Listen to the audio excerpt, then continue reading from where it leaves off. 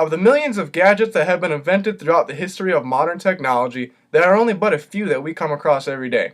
For example, our cell phones, our cars, and for us college students, our laptops. But what's one thing that all these inventions have in common? They all have a speaker inside.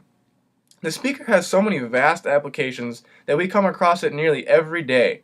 You probably have one in your pocket right now. But most of us don't even know how they work.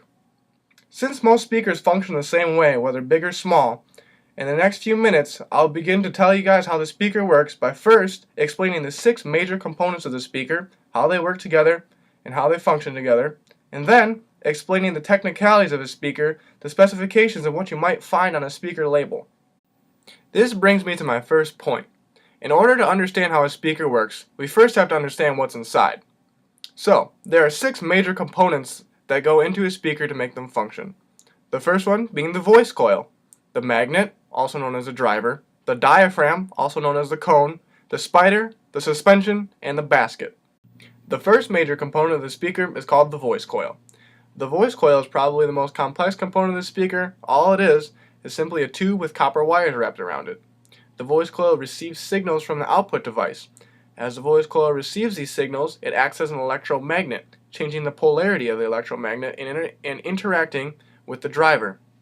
The second major component of the speaker is called the magnet. This is also known as the driver. Literally all it is a magnet in an O shape. As you can see in the picture, the cone is the biggest part of the speaker. The cone's responsibility is to interact with the air molecules, creating sound waves. The cone is usually made out of some sort of cardboard or paper or rubbery material because it does move. Next, we see the spider. We can see that it is attached to the cone and very closely related to the cone. Its only function is to keep the cone in place and from moving anywhere it's not supposed to. The suspension of the speaker is almost like a rubber gasket that goes around the top of the cone and attaches to the top of the frame of the speaker. This part of the cone is responsible for allowing the cone to have some sort of flex when the cone moves up and down. Next, we see the basket. The basket functions as the frame of the speaker, and its only job is to hold the speaker together. So, now that we know the 6 major components of the speaker, how exactly are they put together? Where do they belong in the speaker? Well, if you look closely at the picture I have on the screen, the magnet is in the O shape, and the voice coil actually sits in the center of the magnet. Although it doesn't connect to the magnet, it does sit in the center. Connected to the top of the voice coil is the bottom of the cone. This is important to remember, and we'll go over this in more detail later. The top of the cone is connected to the top of the frame with the suspension. Again, like I said, the suspension is made out of rubber because it needs to flex, because the cone will move. One more thing that we see is a spider. The spider is on the bottom of the cone, and its only job is to keep the cone from moving any direction it's not supposed to. This animation on the screen right now shows what happens when the speaker is given an input. Now, a picture paints 1,000 words, so an animation must paint at least 10,000. Although you can see it better than I can explain it, what's happening here is the voice coil is receiving signals. As the voice coil receives signals, it acts as an electromagnet. Now the voice coil interacts with the stationary magnet, or the driver, thus creating the voice coil to move up and down. Now, because the cone is attached to the voice coil, as the voice coil moves up and down, the cone will too. When the cone is moving up and down, the cone interacts with the air molecules and creates sound waves. These sound waves combine to make the noises we hear. Now that we see how the speaker works, this brings me to my second point. How do we know how much sound a speaker is going to output before we even listen to the speaker? 2 10-inch speakers can make a completely different level of volume but be the same exact size. So how do we know the difference? A couple of key terms are going to be defined in the next few minutes here. 3 of which are sensitivity, RMS, and peak RMS. These 3 are pretty closely related. Sensitivity is the measurement in decibels of the amount of volume a speaker can output. The audio engineers have created a standard of measuring sensitivity by keeping a microphone 3.3 feet away from the speaker and supplying the speaker with 2.83 volts of electricity. The speaker's output will be measured in decibels, usually around 80 to 90 for a 10-inch speaker. RMS and peak RMS are 2 more important concepts to understand when knowing the volume of a speaker.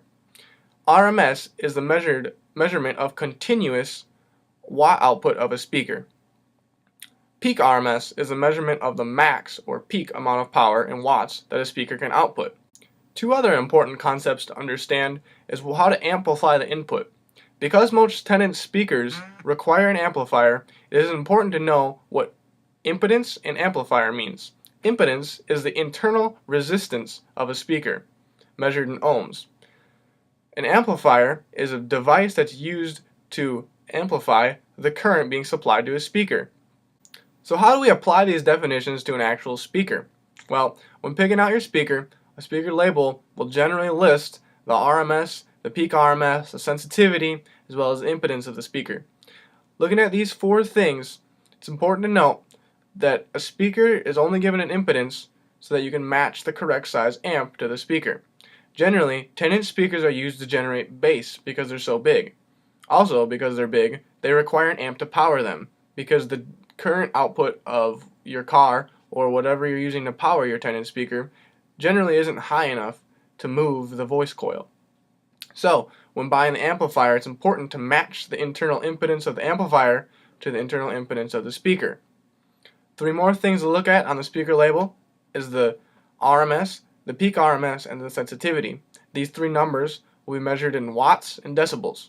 Generally, the bigger these numbers are, the louder the speaker will be. So, in conclusion, the speaker has very many applications. For the purposes of this speech, I use a 10-inch speaker for many examples, but most speakers function in pretty much the same way. The 6 major components of the speaker are the voice coil, the diaphragm, the spider, the magnet, the basket, and the suspension. These 6 components work together to move the cone. The cone interacts with the air molecules that create sound waves, which create what we hear. When buying a speaker, it's important to know what some of the specifications mean. Peak RMS, continuous RMS, and sensitivity are the 3 things that are generally used to measure the volume of a speaker. Likewise, an amplifier is needed to power many speakers. Matching the impedance of the amplifier and the speaker is important to get the most volume out of the speaker as possible. The speaker has so many applications. Like I said, you probably have one in your pocket right now, and your cell phone. So we should probably know how they work if we use them so often.